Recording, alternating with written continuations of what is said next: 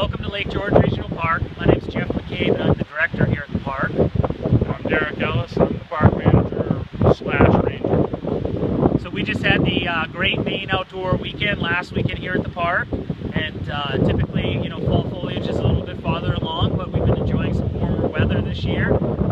Coming up, we're going to start planning for our winter event, but here at the park we have a number of things that go on for the fall event. We have canoes and kayaks.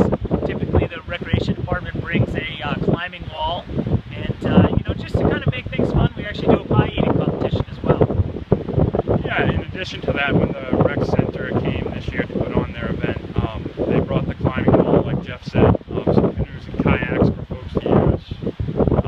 But they brought some local apples, local cider, just a variety of kid stuff, snacks.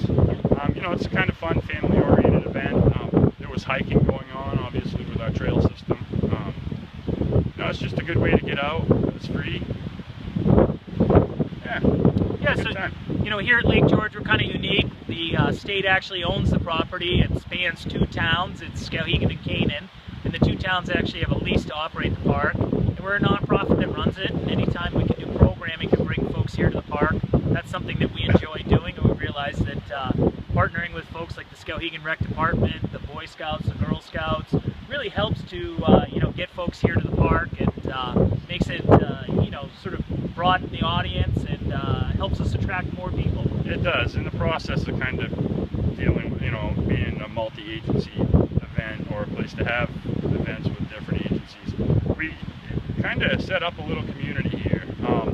Like Jeff said, we're a nonprofit, so we obviously operate on a budget that's not as big as some, but some of the canoes and kayaks and things like that come from the rec center are great. So that'd be probably something we wouldn't supply on a daily basis. So having the scouts, the rec center, and a million different groups come in, it's really good because they're going to bring their own style of activity to the park, and it kind of you end up with a diverse crowd doing stuff that they probably wouldn't ordinarily do. Yeah, absolutely. And often what happens is I think people come for their first time when we do an event like Right. this.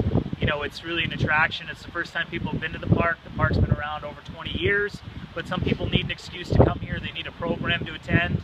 And then once they come, they keep coming back. Folks will come back in many, many different seasons. And we hear all the time, too. It's always local folks that'll show up. They heard about it at work or social media or wherever they saw a sign at the store. And it's the first time they've been here. I've driven by it, but I didn't know what really went on down here. So they'll come in and you kind of tell them, well, yep, you're at one side of the park. Well, what do you mean? Well, we have the park is both sides of the lake. And you start to point out to them where things are, and they're actually in awe that it's right here. It's super close to their back door and they've never been.